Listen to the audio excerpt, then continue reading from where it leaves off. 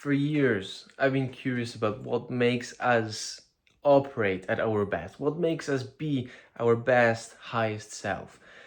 And something that I've noticed among so many successful people, and by successful, I don't just mean purely about fame and success. I mean people from all walks of life, from philosophers to entrepreneurs, Leonardo da Vinci to Steve Jobs to Socrates and so many others in between, is that these people did not try to be perfect from the very beginning. Instead, they made it super important for them to constantly improve.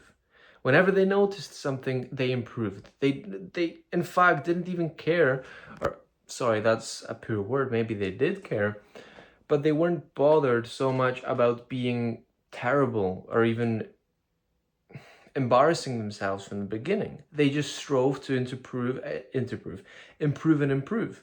And the reason I'm talking about this is because I just wrote like several things in my journal that I want to update and change in my life, updates I want to make to my life design. Because I'm not going to get into detail here, but because this is a different topic, but I was just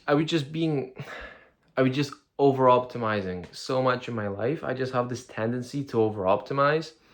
And I know that's ironic because while most other people are trying to become more disciplined, I'm literally trying to become less disciplined and more authentic and follow my inner spark more.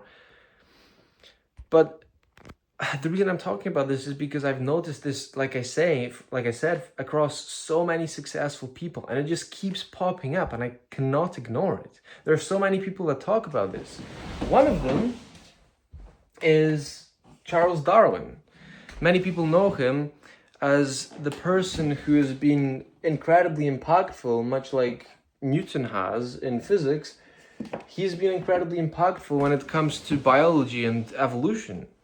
He literally is the person who broke our belief of everything was created by God's hand, and everyone's got their own beliefs. So that, once again, I'm not talking about religion here, but he is the one who initially started speaking about, or made it widely known that, or believed at least, that it's because of evolution that we are who we are today. And the reason I'm bringing him up is because he has a quote, I will paraphrase him, unless I get it right perfectly, that it's not the fittest or the strongest species who survive, but rather the most adaptive to change. So that there's a first example. It's not about being perfect, the strongest, the fastest, right from the outset. Rather, it's about improving, being adaptive to change. Yet another person, I say yet another, this is the second, is down here, entrepreneur Eric Ries. He talks about the same thing. His whole philosophy when it comes to business, so mind you, I literally just spoke about biology, now we've jumped from business. That's how fundamental this is. This is not a hack. This applies to everything. His whole philosophy when it comes to business is, rather than trying to build a big perfect business that has gotten everything right from the beginning, rather start with an MVV. That's what he calls it, an MVP, minimum viable product. I said MVV because I used that term for another one of my concepts, but he believes in starting with an MVP, a minimum viable product, and then you put that to the market and you see how the people respond, and then you improve your product continuously. There's another example. That's two. Yet another example that I can think of is Ray Dalio in his amazing book, which I really recommend, called Principles. He speaks about this same thing. And I in fact, right, like the first page after the cover is a spiral. And the reason it's a spiral is because this is something he talks about in his book, that when it comes to success or getting what you want out of life, that is the process. That's how it looks. You're not meant to go, no one expects you, and you should not expect yourself to go straight up like this, succeeding straight up. Rather, he has a spiral because it's a process of trying, failing, learning, and trying again. And the reason you're higher this time is because you've learned. From here to here, you've tried and you've learned. Meaning you're at a higher stage and now you have more capacity, more potential to continue going upward on that spiral, continue succeeding. And ironically, people, they're so zoomed in, they just see this. They just see this up and down motion. But what they don't see when they don't zoom out is that yes, you zigzag up and down, or rather fluctuate, but the fluctuation, the curve, it curves, tends is the word I'm looking for, it tends upward. So on average, you're still going upward. You're failing, but that's the whole point. And well, that's 3 already. I think there's another one I was thinking of, but it's not coming to my mind right now. Regardless, the point is made.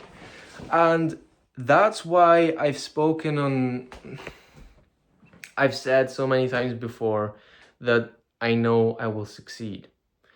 It's not because I'm arrogant, it's not because I think I'm special, it's just because I can see how success works. I've kind of come to grasp it. I have absolutely not figured everything out. I've not got the magic key, the code, the whatever you want to call it. No, I do not. And once again, I'm not special. I just will never stop trying, and I just will never stop improving because I love improving. I'm so, I don't know, deep in this. This is all I love to do. That's a lie. I love many things, but yeah. I just know there are so many other things I wanted to talk about here, honestly, because this is such a broad topic, so I could have made some bullet points, but either way, I've said the most important things. So, oh, there we go. This is important. Something I wanted to mention. When I was beginning myself, I'll slow down. I'm just getting too passionate here.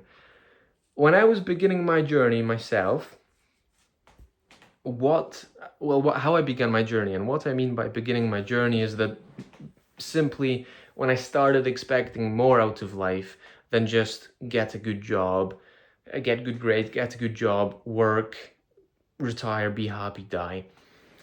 When I began my journey 4 years ago, it was now 2022, the first thing I tried to do was to build a successful business. Yet, while trying to build that successful business, the first thing I did while doing that is that I started working on a logo and just my branding. So my name, my business name, my logo. Before I even had any potential customers, before I even had any demand, any people to even look at that logo, that's what I was working on. I was trying to make the perfect looking logo when really what I should have been doing is trying something. And yes, on the grand scheme of things, in hindsight, the simple fact that I was trying to do that and build that business was me trying something. And I no longer want to build that kind of business that I was building there. So that's taught me in the long term a lot. But if I were to go back to that time and actually try to make that business successful, that just was not the right approach. Trying to start with making the best logo possible, absolutely not. And I spent a lot of time doing that, by the way. And instead, what I should have done is, began my spiral. Or, Eric Ries literally talks about that, the blue book I just talked about. It started with an MVP, a minimum viable product. And you can apply that. It's a business strategy, but like I said, it applies to so much. You can apply that to so many parts of your life. So to wrap this up, I'm speaking to my past self right now. Do not try to be perfect from the beginning, because no one is perfect from the beginning. In fact, the only place you start at the top is digging a hole. You're going to be terrible. Just get started, try, learn, and keep going. All the best. Be mega. Ciao.